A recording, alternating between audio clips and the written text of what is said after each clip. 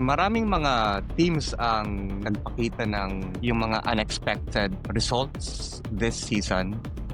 Kasi before the 2025 season started, ang prediction ko nun is Ferrari yung isa sa mga magiging contenders for the championship. Given na si Lewis Hamilton and then Leclerc were driving for them. And of course, maganda yung naipakitang progress ng Ferrari last season, 2024. Pero ngayon, may mga teams, especially sa mga midfield teams, ang nagpakita ng sobrang significant improvements ngayong taon. Parang Dax, eto syempre may constructors rankings tayo. Pero, wag nating isipin yon. Para sa'yo, sa tingin mo, sino yung top 5 teams talaga nung season na to? Anong 5 teams para sa'yo yung kuminang this year? Gawa tayo ng top 5, tapos siguro simulan natin sa number 5. Tapos pagaling ng pagaling para sa'yo hanggang sa maging number 1. O, sinong top 5 mo? Top 5 would be Haas. Ooh! Yung Haas F1 team.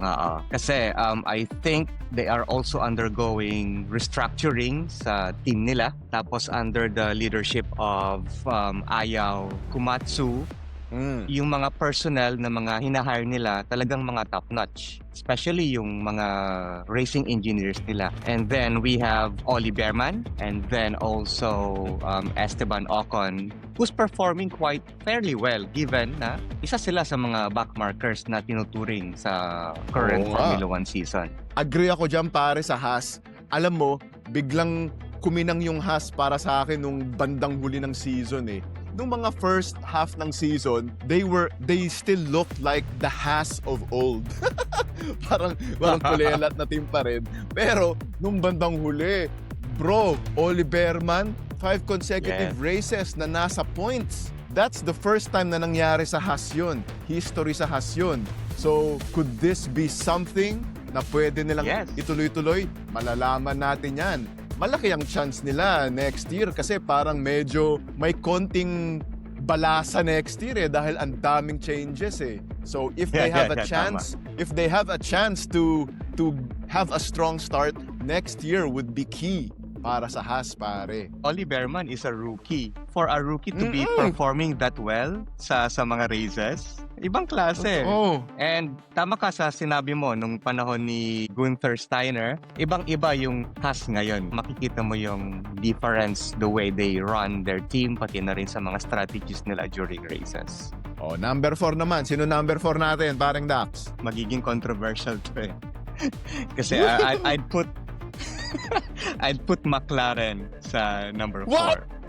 What? Number 4 lang sila? Sige, bakit? Magpaliwanag ka. Grabe, number 4 McLaren. Yari tayo dyan, tago tayo ng konti. Sa mga McLaren fans dyan huwag niyo kong kuyugin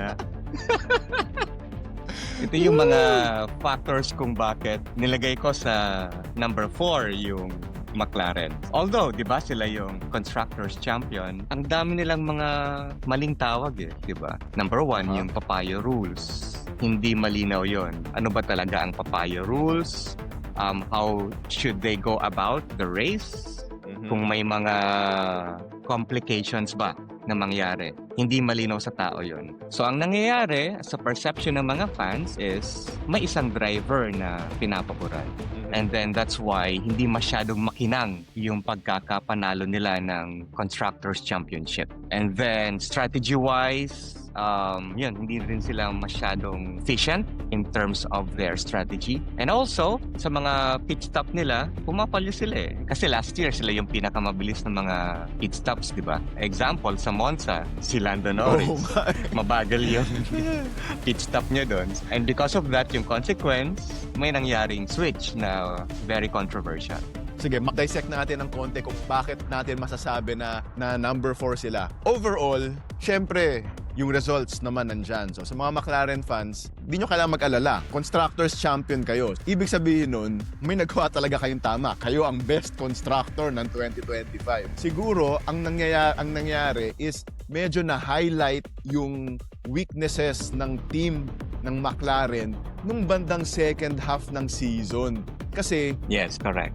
dahil din sa siguro dahil din sa brilliance ng Red Bull team nung second half, parang lalong lumaki yung mga mistakes ng McLaren. Kasi kung ganun nakalayo yung lamang nyo, tapos nailapit ng sobrang lapit, lumaki tuloy tignan para sa F1 fans yung mga pagkakamali nyo. Siguro kung hindi nakahabol si Max, siguro medyo negligible lang yun. Mga normal mistakes of any F1 team.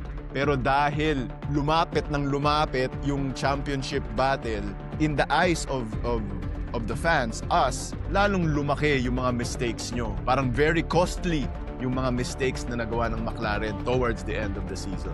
Yeah, definitely. I agree. Kung hindi nangyari yung paghahabol ni Max Verstappen sa McLaren, hindi makikita ng tao kung ano yung nangyayari within the team itself. Oo. Kasi for a Max Verstappen na hindi naman masyadong mabilis yung kanyang kotse na magawa niyang habulin yung dalawang Papaya Boys, to the point na umabot tayo sa last race ng season na to para mag-decide kung sino yung champion.